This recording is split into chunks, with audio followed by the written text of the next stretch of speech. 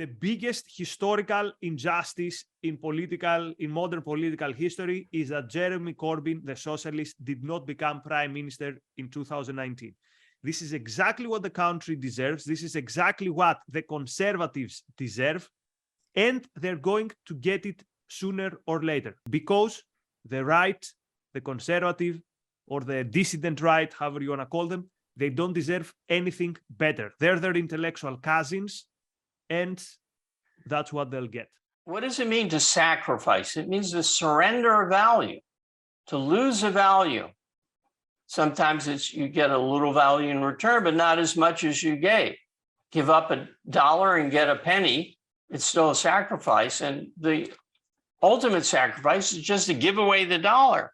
You can't make another person give away $1 if you were to be moral. That's immoral by an objective morality.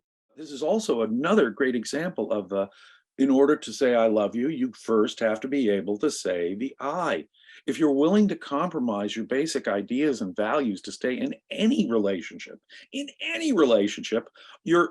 it's like what Ayn Rand said, beautiful analogy. It's like the price of getting into an art museum being the tearing out your own eyes. It is the most utterly self-defeating approach. Why would I want a close relationship? Why would I want that visibility if it's not real visibility, if it's not the real me they're seeing? Yes. It just seems to me it's the most self-defeating thing and the most frustrating thing because you'll never be seen for who you are. My concern is once they get that disastrous politician in there who does disastrous things and tanks the economy, like we all know will happen, we'll see the same kinds of evasions and denials that we've been seeing for frickin' decades. Did socialism fail in the Soviet Union? No, it wasn't socialism. It wasn't real socialism. Did it fail in Venezuela? Ow, it's not real socialism over there. All we hear is that it's not real socialism that's failing everywhere in the world where it's tried.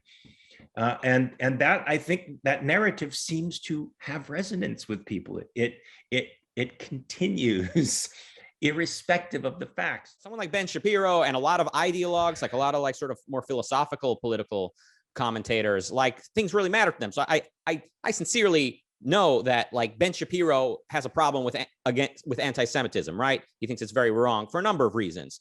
He also strongly believes that the left is the biggest threat to liberty and to the Jews.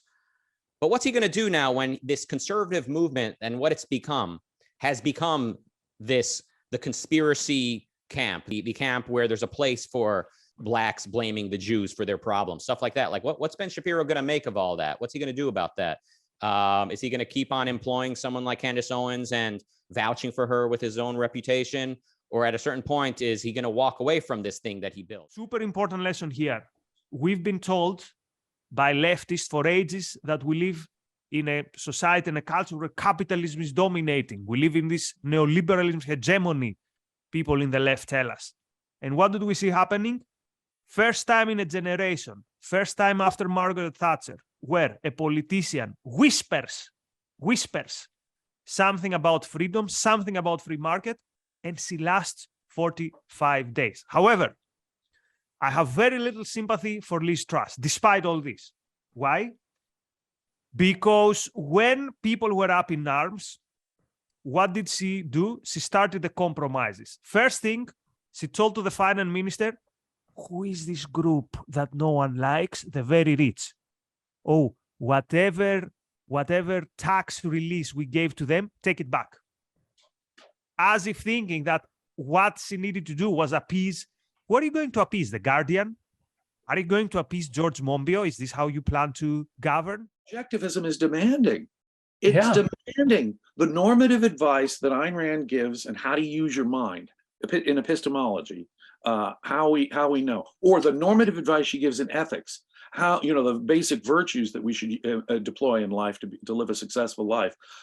Look, that Ayn Rand has a very specific, demanding philosophy. If you don't really buy in, why would you put up with all that? Why not just chuck your ideas as the inconvenience they are? Open your mind to anything. It's a much easier way of getting along in this world, it would seem to me. Of course, you're destroying your own soul. Of course, I don't think you really can be happy in the long run, but leaving aside those issues, wouldn't it be easier if you really don't take ideas seriously?